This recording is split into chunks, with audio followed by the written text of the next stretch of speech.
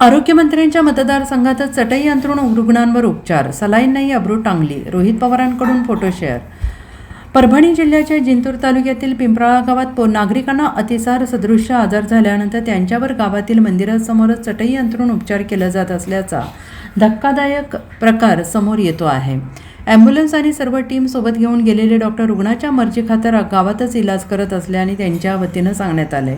शरद पवारांच्या राष्ट्रवादीचे आमदार रोहित पवार यांनी सोशल माध्यमात स्पष्ट करत या मतदारसंघाच्या मंत्री मेघना बोर्डीकर यांच्यावर निशाणा साधलाय. तर हे जिल्हा परिषद सर्कल राष्ट्रवादीच्याच जिल्हा परिषद सदस्याचे असल्याचे सांगत भाजपकडून राजकीय भूमिका मांडण्यात आली. त्यामुळे दोन्ही बाजूने सोशल मीडियावर आरोप प्रत्यारोप सुरू झालेला आहे. जिंतूरमधील पिंपराळा गावात 13 जून म्हणजेच शुक्रवारपासून महिला पुरुषांना संडास पोटदुखीचा त्रास सुरू आहे आणि त्यावर गावातील आशा वर्कर अंजना डाकोरे यांनी प्राथमिक उपचार म्हणून औषध गोळ्या दिल्या, ज्याने फरक पडत नसल्याने चारठाणा प्राथमिक आरोग्य केंद्रातील आरोग्य अधिकारी डॉक्टर विवेकानंद खांडरे, आरोग्यसेवक आणि परिचारिका यांच्याकडून गावातील हनुमान मंदिरासमोर 20 ते 25 महिलांना सलाईन लावून उपचार सुरू करण्यात आले. मात्र हे उपचार मंदिरासमोरच खाली अंतरलेल्या चटईवर सुरू होते आणि याबाबत सोशल माध्यमावर एक व्हिडिओ व्हायरल झालेला आहे. त्यानंतर रुग्णांना चारठाणा येथील आरोग्य केंद्रात हलवण्यात आलेलं आहे. मंदिरासमोर चटईवर उपचार करण्याबाबत या पथकाशी विचारणा केली असता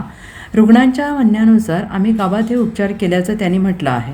गावात मागच्या 4 दिवसात 65 ते 70 रुग्णांना हा त्रास सुरू होता. यातील काही जण उपचारानंतर बरे झाले. दरम्यान गावातील विहिरीचे दूषित पाणी प्यायल्याने हा त्रास सुरू झाला आहे असा प्राथमिक अंदाज असून त्या पाण्याचे नमुने तपासणीसाठी पाठवण्यात आलेले आहेत. पिंपराळा गावात चटईवर उपचार सुरू असल्याबाबत काही फोटो आमदार रोहित पवार यांनी सोशल मीडियावर टाकलेले असून परभणीच्या पालकमंत्री तथा राज्याच्या आरोग्य राज्यमंत्री मेघना बोर्डीकर यांच्या मतदारसंघातील हे गाव असल्याचं सांगत त्यांनी निशाणा साधला आहे.